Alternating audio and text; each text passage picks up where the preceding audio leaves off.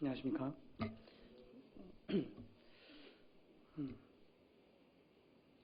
세상에 참 교회가 많습니다. 그리고 그 많은 교회들은 제각각 마치 우리가 그러하듯 사람의 숫자만큼 이름이 많고 다양하듯 그 많은 교회들은 각각 자기의 이름들을 갖고 있죠. 사랑의 교회, 명성교회, 또 나그네 교회, 크고 작은 교회들이 각각 그 이름만큼은 다 뽐내듯 갖고 있습니다. 하지만 크건 작건 또한 교단과 교파와 상관없이 참된 교회의 새 표지인 말씀과 성례와 권징이 바르게 시행되고 있는 모든 교회의 가장 본질적이고 변하지 않는 공통의 이름은 그 교회가 그 앞에 어떤 수식어를 갖고 있든지 상관없이 공통적으로 갖고 있는 교회라는 두 글자에 이미 담고 있습니다.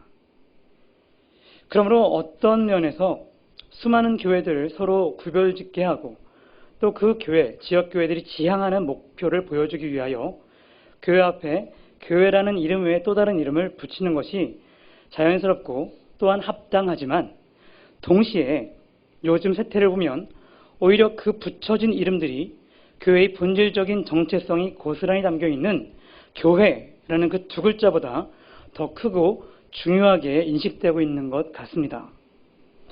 교회인 것이 중요한 것이 아니라 무슨 교회냐가 더 중요하게 되어버린 것이죠. 그리고 그런 생각을 갖고 있는 이들은 그들이 단순히 지역교회의 교인이 아니라 하나님의 우주적인 교회, 보편교회에 속한 성도요 교회임을 알고 그것으로 하나님께 감사하고 영광을 올려드리는 것보다 단순히 그가 가시적교회, 유형교회가 갖고 있는 규모나 유명세, 시설의 편의성, 목회자의 훌륭함, 조화함 그런 것에 만족하고 자랑하는 것을 보기도 합니다. 초대받은 설교자나 강사들이 의뢰하는 이야기이긴 하지만 저는 진실로 이 교회에는 그런 분들이 안 계시리라 믿습니다. 모든 교회가 물론 그 교회가 무슨 이름을 갖고 있느냐 그것도 의미 있고 나름의 중요성도 갖고 있지만 그것과 비교할 수 없는 중요한 사실은 그곳이 그 모임이 그리고 그 사람이 교회라는 그 한 가지 사실입니다. 오늘 그리스도 예수를 거룩하신 하나님이시며 우리의 구세주라 진실하게 고백하시는 모든 사람들에게 주어진 공통의 이름, 영광스러운 이름은 바로 교회입니다. 오늘 본문을 통해서 어떻게 우리가 그리스도의 몸된 교회가 되었는지 하나님께서 우리를 성도와 교회로 부르시기 전에 또한 우리는 어떤 비참함 가운데 있었고 또 이제는 어떤 존귀와 영광 가운데 있게 되었는지를 또 마지막으로는 우리가 성도와 교회로서 어떻게 이제 합당하게 살지를 배우며 거룩하신 삼위 하나님께 영광을 올려드리기를 원합니다. 바로 오늘 그의 편지를 시작하며 이 편지의 수신자를 이렇게 부릅니다. 고린도에 있는 하나님의 교회, 즉 고린도에 있는 하나님의 교회에 쓰는 편지라 이겁니다. 오늘날로 치자면 경기도 용인시 기흥구 흥덕이로 87번기 18번지 흥덕 이시티 A동 301호에 있는 하나님의 교회, 나그네 교회라고 겉봉투에 쓰여 있는 것이죠. 여기 주소가 유난히 길더군요. 그러나 이 말에는 주소 이상의 주소와는 비교할 수 없는 아주 중요한 의미가 담겨 있습니다. 아니, 그 수신자나 주소보다 더욱 중요한 의미가 담겨 있으니 그것은 편지를 받는 이들의 참된 정체성에 대한 선언이자 가르침입니다. 바울은 이렇게 말합니다.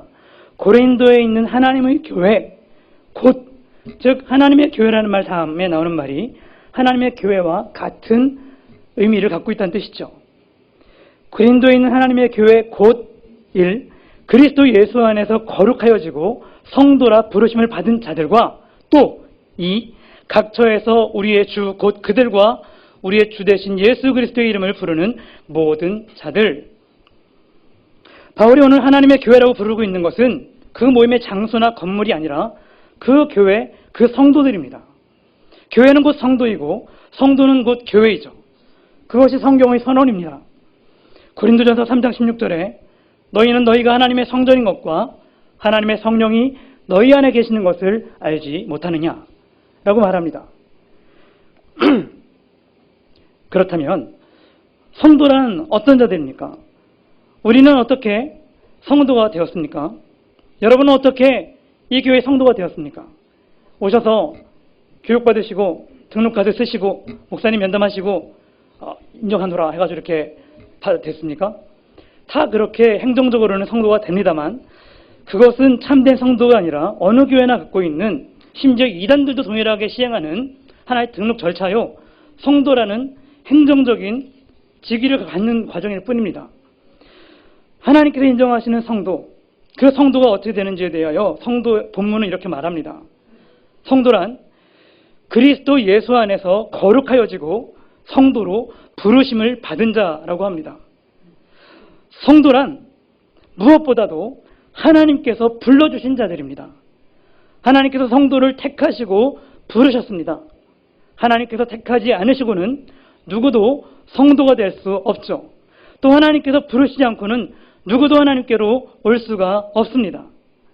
예수님께서 말씀하시기를 아버지께서 내게 주시는 자는 다 내게로 올 것이요 내게 오는 자는 내가 결코 내쫓지 아니하리라 라고 요한복음 6장 37절에서 말씀하십니다. 영어 성경에서 철치로 번역된 헬라어 에클레시아는 신약 성경에 무려 112회가 나오는데 그 뜻은 불러낸 자들이라는 뜻입니다. 불러낸 자들. 그래서 성도는 무엇이죠? 부름받아서 나온 자들입니다. 하나님께서 택하시고 불러내신 자만이 예수 그리스도께 나와 그분을 믿고 그분의 성도와 교회가 될 수 있다는 것이죠. 이렇게 자꾸 불러내에 대해서 강조하지만 부름받음이 얼마나 감사한 것인지는 부름받지 못해본 경험이 있는 사람만 아는 감사입니다. 이미 부름받았으니 우리는 부름받지 못한 그 비참함을 경험할 길은 없을 것입니다. 하지만 살다가 문득문득 그런 경험을 할 때가 있죠. 초등학교 3학년 때 집에 가야 되는데 한여름에 장대비가 억수같이 온 적이 있었습니다. 초등학교 3학년 하면 즐거운 기억만 있는 분들 계시겠지만 저 같은 경우는 아버지가 계시지 않았고 또 어머니도 일 때문에 바쁘셨습니다. 비가 오니 아이들이 집에 못 가고 있는데 하나 둘 부모님들이 우산을 들고 와서 아이들을 찾아갑니다. 개똥아, 죄송합니다. 이름이 너무 후졌네요. 영호야, 뭐 이렇게, 엄마, 데려가고, 우리 순자 우리 엄마인데, 죄송합니다. 근데, 이렇게 즉흥적으로 이런 일이 생깁니다. 그래, 맞으니까 이제, 순자야, 그래서, 엄마, 이렇게 나가고, 그렇게 한 명, 두 명, 이름을 불리워서 우산을 쓰고 집으로 나아가는데, 초딩 3학년 효섭이는 불러주는 사람이 없이 맨 마지막까지 남아있게 됐습니다. 그 이유는 어머니께서 생계를 위해서 공장에서 낮에 일을 하고 계셨기 때문입니다. 집엔 가야겠고 우산이 없어서 비를 맞겠지만 비를 맞는 것보다 집에 못 가는 것보다 더 서러운 건 누군가 찾아와, 엄마가 찾아와, 아빠가 찾아와 효서가 집에 가자라고 말해주지, 불러주지 않는 것이 가장 큰 서러움이었죠. 포기하고 걸어가야 되나, 어떻게 해야 되나, 뭐라고 있었는지, 그림 그리고 있었는지 하여튼 모르겠는데 포기하고 있었는데 갑자기 앞문이 열리고 어머니께서 들어와서 효서아라고 부르셨습니다. 아들이 얼마나 난처하고 있을지를 아시는 어머니께서 어떻게 하셨는지 시간을 내셔서 우산을 들고 오신 것이죠. 제 기억이 정확한지 모르지만 그때 제가 좀 펑펑 울었던 것 같아요. 서러워서. 이제 제가 많이 소심했는데 그 당시 이제 강원도에서 와서 촌놈이 와서 여러 가지로 막 우유 급식 같은 거 내가 신청도 안 했는데 눈치껏 가져간다고 했다가 다른 친구가 먹을 거 가져와서 눈치 보고 막 이런 일도 있었고 서러움이 쌓이다가 그날 부름받지 못하다가 어머니가 오셔서 부르니까 푹 다쳐서 엉엉 울었던 것 같습니다. 부름받지 못하던 자가 부름받았을 때의 그 기쁨이란 이와 비슷한 것 아닐까요? 그리고 하나님께서 우리를 죄악 가운데서 불러내셨을 때 그 멸망 가운데서 불러내셨을 때 신자가 표현할 수 있는 기쁨과 감사는 이것과 비교할 수 없는 감사일 것입니다. 우리는 하나님께서 불러내 주신 자들입니다. 우리는 이것에 대하여 정말 한없이 감사, 찬송, 영광을 올려드려야 할 것입니다. 또한 성도는 택하시고 불러내셔서 예수 그리스도께 주신 자들입니다. 그래서 예수님의 소유가 된 자들이죠. 성도는 하나님의 것입니다. 교회는 그리스도의 소유입니다. 바울도 우리가 그리스도의 소유라는 사실을 아주 시적으로 또는 아주 절절하게 로마서 14장 8, 9절에서 이렇게 고백합니다. 우리가 살아도 주를 위하여 살고 죽어도 주를 위하여 죽나니 그러므로 사나 죽으나 우리가 주의 것이로다. 사나 죽으나 우리가 주의 것이로다. 그렇게 이렇게 선포합니다. 이를 위하여, 이것을 위하여, 우리를 주의 것 삼기 위하여 그리스도께서 죽었다가 다시 살아나셨으니 곧 죽은 자와 산 자의 주가 되려 하심이라. 그가 죽으신 것은 우리를 주의 것 삼기 위하여 죽으신 것이다 라고 선언하시는 것이죠. 하나님께서 우리를 택하시고 부르시고 죽으심으로 그의 소유를 삼으시되 아무 자격 없는 우리를, 자격이 없으니 당연한 말이지만 조건 없이 택하셨는데 이를 무조건적인 선택이라고 부릅니다. 조건이 없다는 것이죠. 아무 조건 없이 그냥 부르셨다는 겁니다. 아무 조건 없이 택하셨다는 것입니다. 아무 조건 없이 우리를 그의 소유로 삼으셨다는 것이죠. 그러나 잊지 말아야 할 것은 조건이 없다고 하여 목적까지 없는 것은 아니라는 것입니다. 조건 없이 우리를 부르시고 택하시고 그의 소유 삼으셨지만 그 부르심에는, 택하심에는 분명한 목적이 있는데 그 목적을 바울이 에베소서 1장 3절로부터 6절에서 이렇게 찬송하며 선포합니다. 찬송하리로다 하나님 곧 우리 주 예수 그리스도의 아버지께서 그리스도 안에서 하늘에 속한 모든 신령한 복을 우리에게 주시되 곧 창세전에 그리스도 안에서 우리를 택하사 우리로 사랑 안에서 그 앞에 거룩하고 흠이 없게 하시려고 그 기쁘신 뜻대로 우리를 예정하사 예수 그리스도로 말미암아 자기의 아들들이 되게 하셨으니 이는 그가 사랑하시는 자 안에서 우리에게 거저주시는 바 그의 은혜의 영광을 찬송하게 하려는 것이라. 아멘. 만연체도 이런 만연체가 없습니다. 길어서 도무지 끝까지 읽거나 앞에 뭔 말이 하는지 모르겠지만 정리하자면 교회를 향한, 성도를 향한 하나님의 궁극적이며 전 우주적인 목적은 이는 그가 사랑하는 자 안에서 우리에게 거둬주시는 바, 즉 무조건적이고 구원에 필요한 모든 것을 처음부터 끝까지 홀로 완전하게 베푸시고 이루시는 하나님의 은혜의 영광을 찬송하게 하려는 것이 하나님의 교회를 향한 궁극적이며 우주적인 목적이라는 것을 선언합니다. 여러분 다 아시죠? 사람의 제일 지는 목적은 무엇입니까? 시작. 네, 역시 다 아시는 것 같은데 괜히 이런 거 부르면 아는 데도 이렇게 틀릴 것 같아서 하나님을 영화롭게 하고 영원토록 그를 즐거워하는 것이라 라고 우리가 배웠습니다. 바로 이것이 그리스도 안에서 우리를 택하시고 그리스도를 통해서 우리를 그의 소유로 삼으신 궁극적인 목적이죠. 그런데 그 전체적이고 우주적이고 궁극적인 목적에 수렴되면서 동시에 또한 개별적이고 보다 과정적인 목적이 있으니 그것은 우리로 사랑 안에서 그 앞에 거룩하고 흠이 없게 하시려는 것이라고 오늘 본문이 말해줍니다. 방금 읽은 에베소 1장 4절 말씀은 오늘 본문 고린도전서 1장 2절과 단어와 내용과 구조면에서 매우 유사합니다. 고린도전서 1장 2절의 그리스도 예수 안에서 거룩하여지고 성도로 부르심을 받은 자들,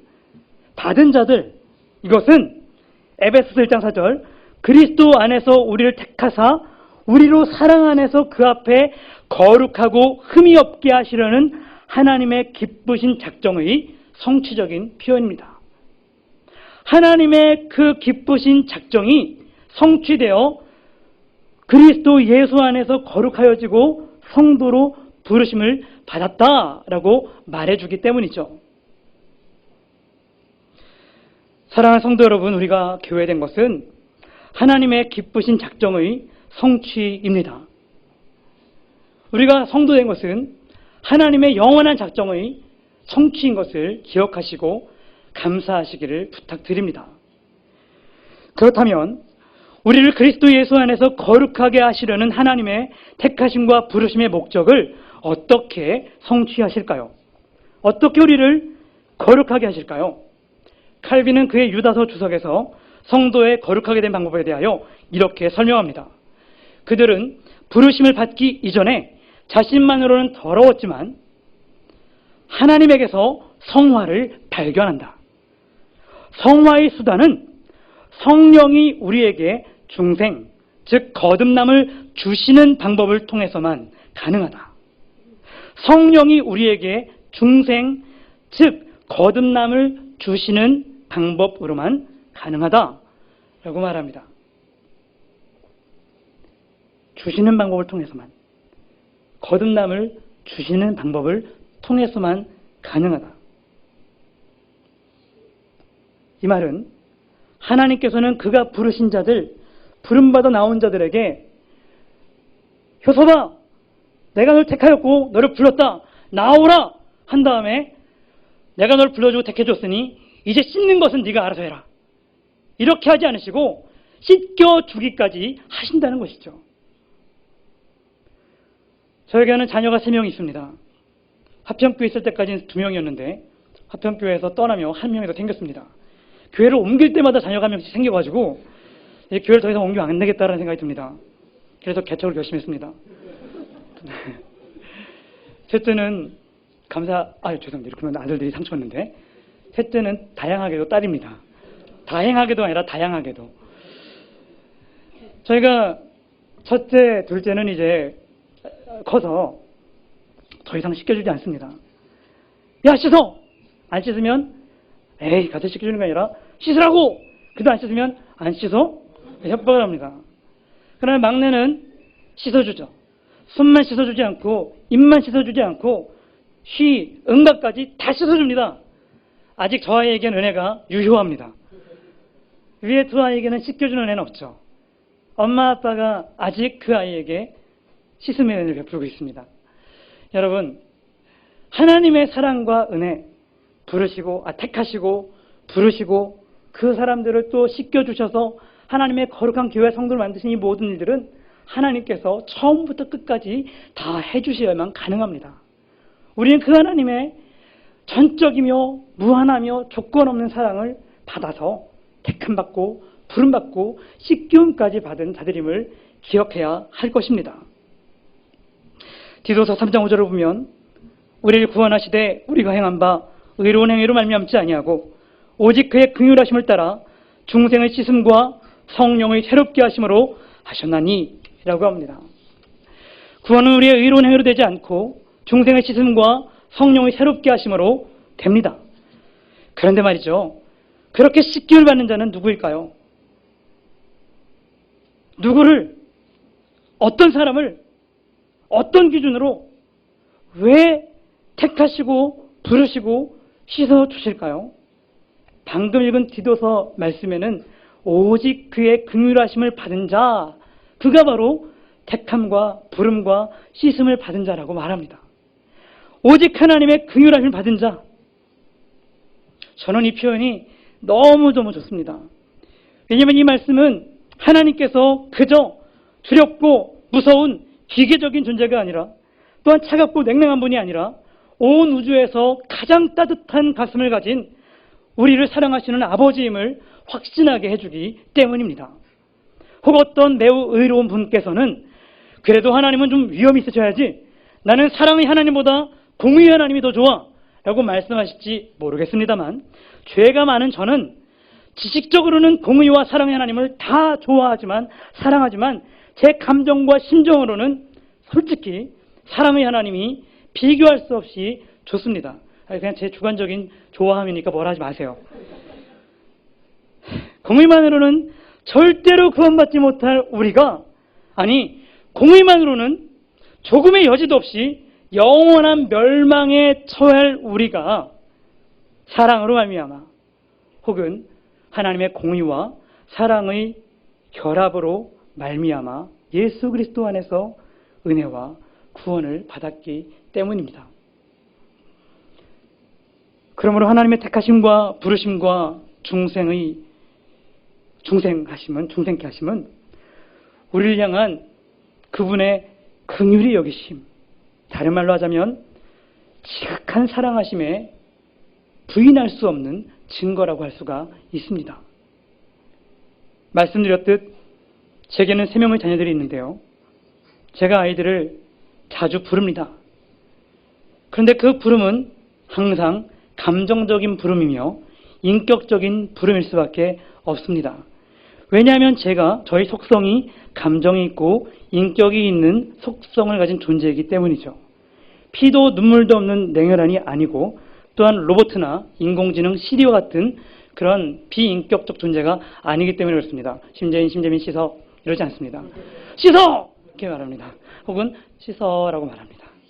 사랑이든 윽박지름이든 거기에는 감정이 담겨 있습니다. 제 속성이 그러하기 때문이죠. 저희 속성이 저의 모든 말과 행동을 좌우합니다.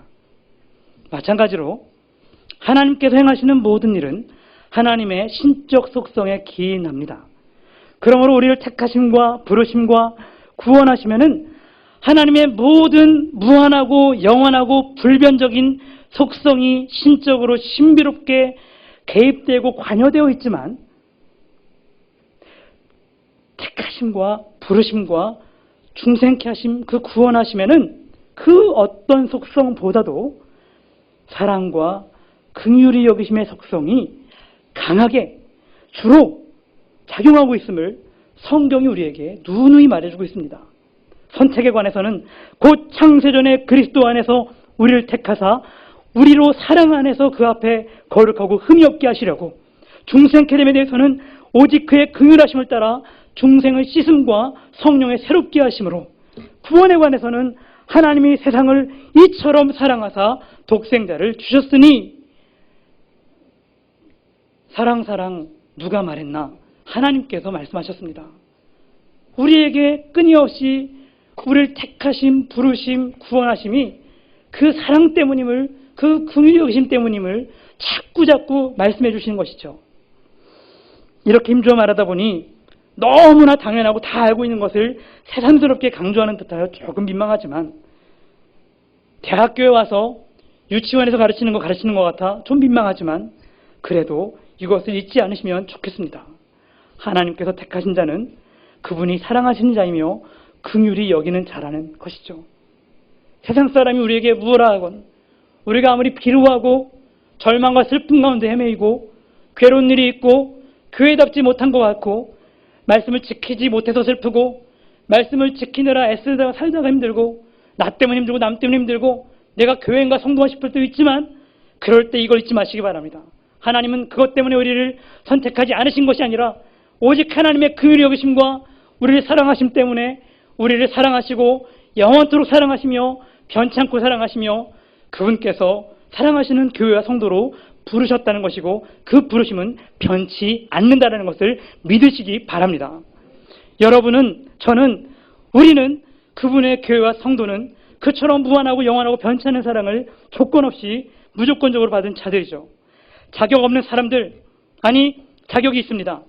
무슨 자격인가 하면 죄로 말미암아 하나님과 원수가 되어서 그로 인하여 영원히 죽고 멸망받을 지옥 자격증, 멸망 자격증, 절망의 자격증만 있던 비참한 죄인들에게 베푸신 하나님의 긍휼, 그 사랑에 대하여 웨스트민스터 신앙고백서 3장 하나님의 영원한 작정 제5항은 이렇게 말합니다.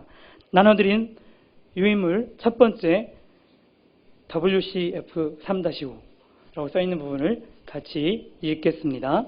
시작.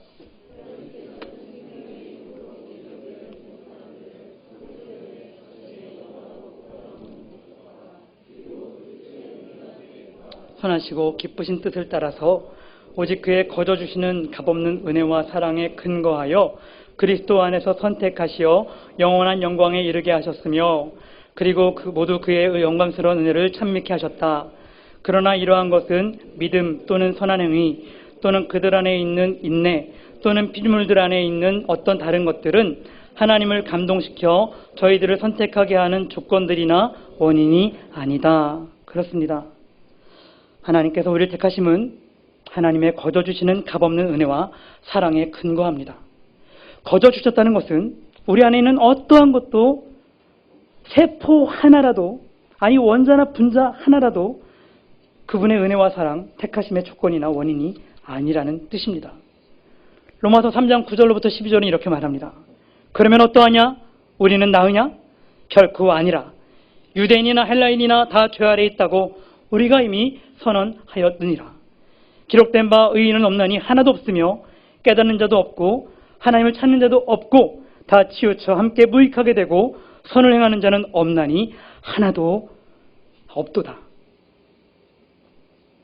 우리는 나으냐? 나는 나으냐? 너는 나으냐? 우리 교회는 나으냐? 아니다. 우리는 모두 다 죄 아래에 있는 자들이다. 그러므로 우리가 하나님께 받을 거라곤 사랑은커녕 저주와 멸망밖에는 없었다는 선언이죠. 그런데 여러분, 우리는 이러한 사랑을 받았으면서도 여러 가지 이유를 들어 사랑하지 않는 이유, 사랑할 수 없는 이유를 합리화하고 정당화하곤 합니다. 저 사람은 사랑이나 이해, 용서를 받을 자격이 전혀 없어. 그리고 내겐 사랑하지 않을 합당한 이유가 있지. 그러니 내가 사랑하지 않는 건, 사랑할 수 없는 건 당연해. 옳지. 맞아. 끝. 자자. 그리고 마음속으로 되뇌입니다. 만일 하나님께서도 그리하셨더라면 우리 중 누구도 구원받지 못했을 것입니다. 그런데 감사하게도 하나님은 그렇게 하지 않으셨고 사랑받을 자격 없는 멸망받을 조건만 있는 우리를 불쌍히 여겨주셨습니다. 그런즉 원하는 자로 말미암음도 아니요 다른 박질하는 자로 말미암음도 아니요 오직 긍휼히 여기시는 하나님으로 말미암음이니라. 우리가 원해서도 아니고 우리가 노력해서도 아니고 오직 하나님께서 긍휼히 여겨주셔서 우리가 택하심과 부르심과 중생케 하심과 구원을 얻었다라고 말씀하십니다. 우리나 고린도 교회 성도들이나 도무지 불쌍히 여겨줄 만한 자들이 아니었습니다. 그런데 이 바울은 도무지 이러한 하나님의 무조건적인 사랑, 긍휼히 여기심, 놀라운 은혜에 합당치 않게 살고 있는 교회라는 이름을 갖고 있고 성도라는 이름을 갖고 있지만 그 교회와 성도로서 합당치 않게 살고 있는 고린도 교회 성도들에게 그들의 비참했던 과거를 들춰내며 책망합니다. 불의한 자가 하나님의 나라를 유업으로 받지 못할 줄을 알지 못하느냐. 미혹을 받지 말라. 음행하는 자나 우상 숭배하는 자나 간음하는 자나 탐색하는 자나 남색하는 자나 도적이나 탐욕을 부리는 자나 술 취하는 자나 모욕하는 자나 속여 빼앗는 자들은 하나님의 나라를 유업으로 받지 못하리라. 여기까지 말하면 끄떡끄떡했을 것입니다. 그런데 그다음 말씀 보면 너희 중에 이와 같은 자들이 있더니 주 예수 그리스도의 이름과 우리 하나님의 성령 안에서 씻음과 거룩함과 의롭다 하심을 받았느니라 라고 말합니다. 남 얘기하는 줄 알았는데 아니 이건 너희의 얘기야 라고 말씀하시는 것입니다. 너희 중에 이와 같은 자들이 있었다. 너희가 바로 그런 자들이었다. 그런데 그런 너희들을 하나님께서 긍휼히 여기시고 씻어주시고 거룩해 주셨다. 고린도 교회 성도들만의 얘기가 아니라 우리들의 이야기이기도 합니다.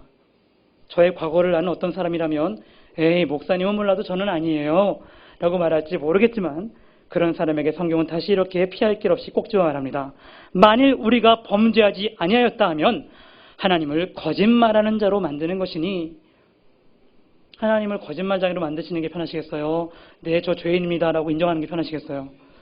네, 인정하는 게 빠르세요. 죄에 대한 지적 그리고 그것을 인정하는 것은 마치 살을 파고드는 칼과 그 칼을 거부하지 않고 그냥 받아들여서 가만히 찔리는 것과 같은 고통스러운 일입니다. 하지만 그 칼은 의사의 메스와 비교할 수 있죠. 우리를 아프게 하지만 우리를 죽게 하려는 것이 아니라 우리를 살리려는 것입니다. 만일 우리가 우리 죄를 자백하면 그는 미쁘시고 의로우사 우리 죄를 사하시며 우리를 모든 불의에서 깨끗하게 하실 것이요. 아멘. 우리가 죄를 자백하면 그가 우리 죄를 사해 주신다고 합니다. 그런데 일반 법률적 상식으로 볼 때 죄를 자백하면 용서하고 풀어줍니까? 여러분이 길거리에서 미운 사람 만나가지고 그럴 일 없지만 칼로 찔러 죽인 다음에 경찰서에 그 옆에 오니까 경찰서에 있어서 바로 칼 가지고 들어가서 저기 저 사람 죽였습니다. 자수합니다. 광명 찾으러 왔습니다 하면 너무 잘하셨어요. 무죄. 이렇게 보내십니까? 그렇지 않죠. 죄에 합당한 형벌을 받게 됩니다.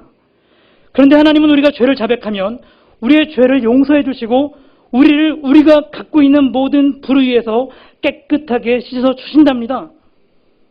자백과 사죄 사이에 뭔가 빠졌습니다. 뭔가 빠져 있습니다. 누군가 빠졌죠? 자백과 사죄 사이에는 무엇인가 있어야 합니다. 그 죄에 대한 형벌이 있어야 하죠. 로마서 5장 6절에서 8절에 이렇게 말씀하십니다. 우리 점점 졸리고 있으니까 한번 찾아볼까요? 로마서 5장 6절로 8절입니다.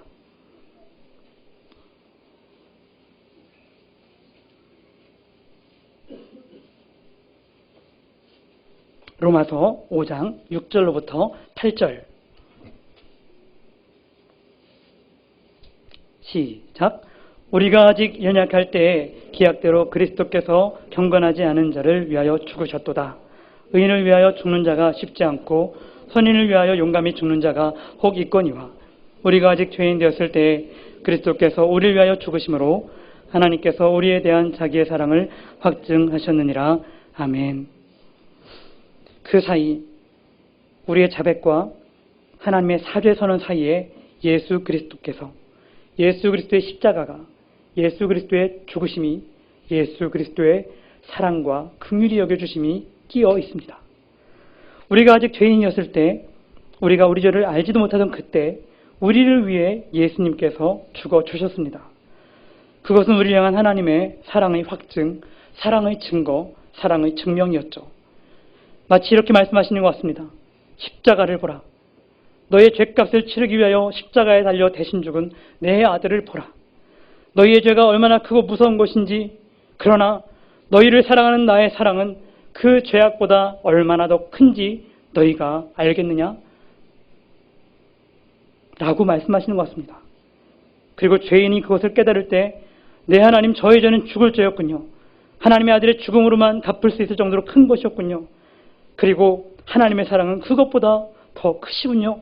주님, 저의 죄를 용서하여 주옵소서. 십자가에 달리신 주님만을 제가 사랑하고 의지합니다. 라고 그 죄를, 그 사랑을 깊이 깨닫고 예수님을 믿고 구원을 얻도록 그 사랑의 증거로 우리의 묻은 영혼을 강권해 주시는 것이죠. 십자가에 달려 죽으신 예수 그리스도는 하나님의 사랑의 부인할 수 없는 영원한 증거가 되십니다. 하나님 날 사랑하시는 증거를 대보시라고요 라고 말할 수가 없습니다.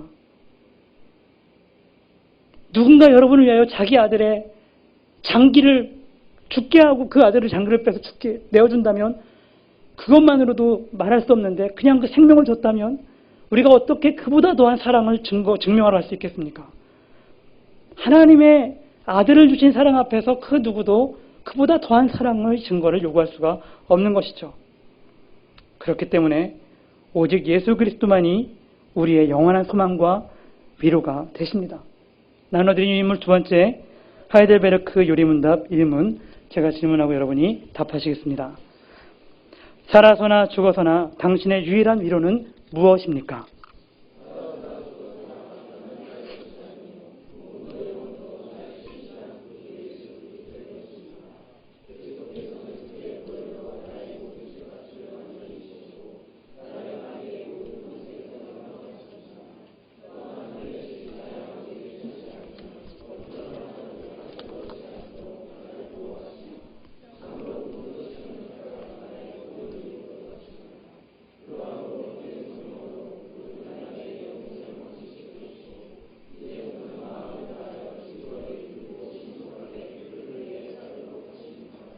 네, 이 고백에 동참하시며 함께 고백하신 줄 믿습니다.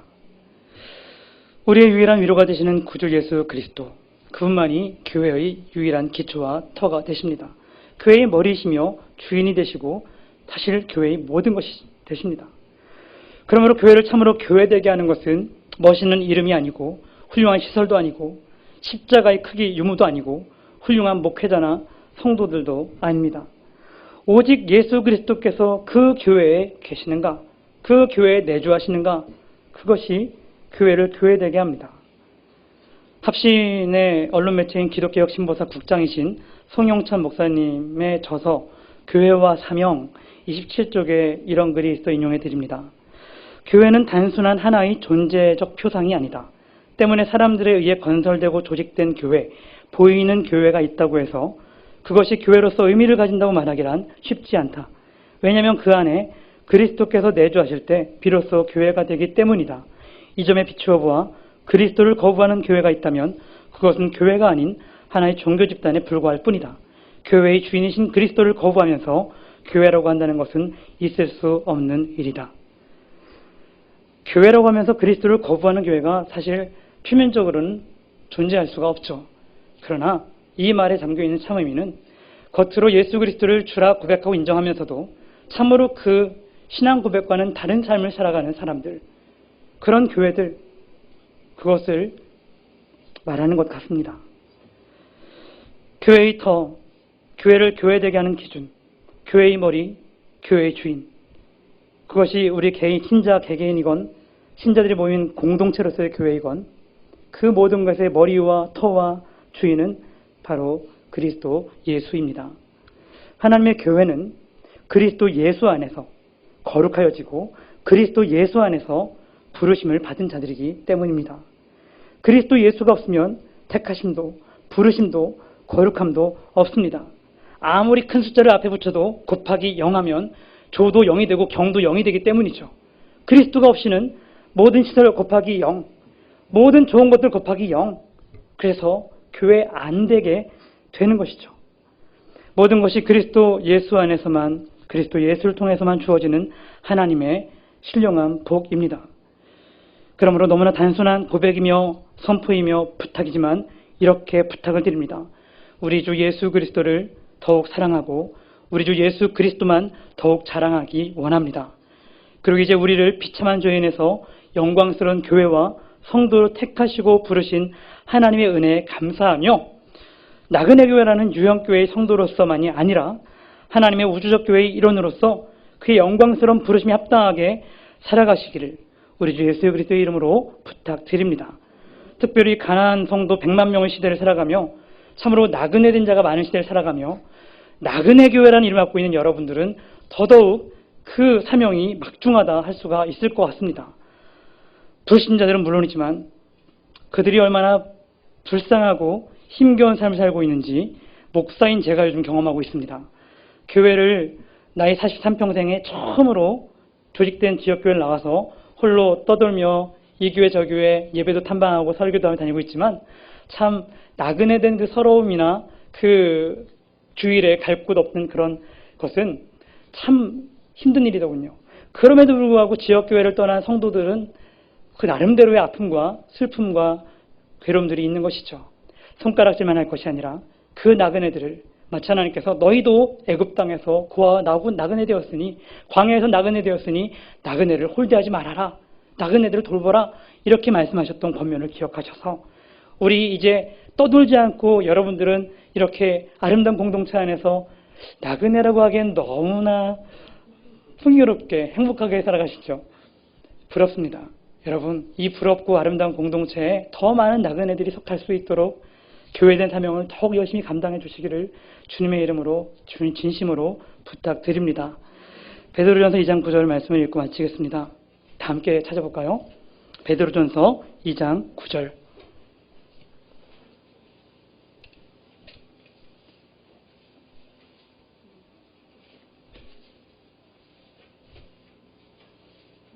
베드로전서 2장 9절 말씀을 함께 읽겠습니다. 시작. 그러나 너희는 택하신 족속이요 왕같은 제사장들이요 거룩한 나라요 그의 소유가 된 백성이니 이는 너희를 어두운 데서 불러내어 그의 기이한 빛에 들어가게 하신 이의 아름다운 덕을 선포하게 하려 하심이라. 아멘. 그렇습니다. 이 사명을 감당하는 우리 모두가 되기를, 하나님의 교회가 되시기를 주님의 이름으로 축원합니다. 오늘 본문 말씀에 나그네 교회를 넣어 기원함으로써 정말 마치겠습니다. 흥덕 ECT A동 301호에 있는 나그네 교회, 곧 그리스도 예수 안에서 거룩하여지고 성도라 부르심을 받은 자들과 또 각처에서 우리 주 곧 그들과 우리의 주 되신 예수 그리스도의 이름을 부르는 모든 자들에게 하나님 우리 아버지와 주 예수 그리스도로부터 은혜와 평강이 있기를 기원합니다. 기도하겠습니다. 은혜로우신 하나님 아버지, 죄악과 멸망으로부터 그 비참함으로부터 우리를 불러내어 주시고 우리를 택하시고 부르셔서 씻어주시고 하나님 백성과 자녀와 교회와 성도 삼아주심을 감사합니다.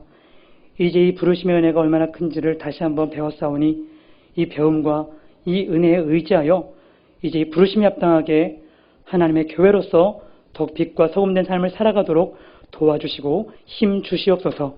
나그네 교회의 모든 성도들에게 하나님께서 능력과 지혜와 사랑과 은혜를 교회의 교회되기 위한 모든 필요한 것들을 더욱더 풍성히 성령으로 부어 주시옵소서. 감사하며 예수님의 이름으로 기도드립니다. 아멘.